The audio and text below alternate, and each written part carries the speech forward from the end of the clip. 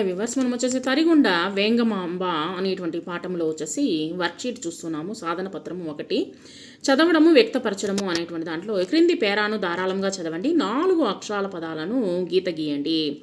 ఇక్కడ ఆదిమ సమాజంలో వ్యక్తులందరూ సమానులుగానే ఉండేవారు అనమాట. కానీ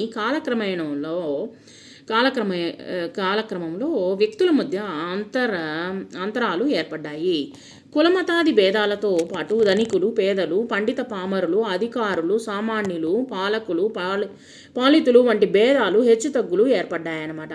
అట్లాగే పురుషస్వామ్యము, ఆధిక్యము ఏర్పడి స్త్రీల పట్ల వివక్ష, చిన్న చూపు చోటు చేసుకున్నాయన్నమాట. ఆది కాలము నుండి నేటి వరకు ప్రతిభా పాఠవాలతో, శక్తి సామర్థ్యాలతో పురుషులకు తీసిపోమని నిరూపించుకున్నటువంటి మహిళామణులు ఎందరో ఉన్నారు.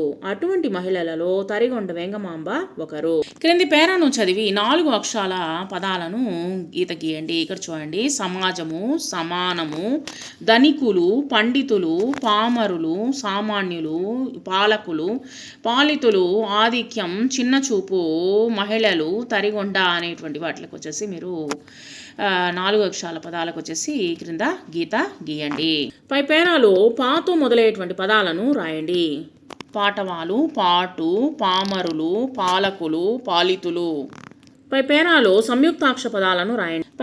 సంయుక్తాక్షర పదాలు వ్యక్తులు, మధ్య, స్త్రీలు, ఏర్పడ్డాయి, ఆధిక్యము, సామర్థ్యాలు.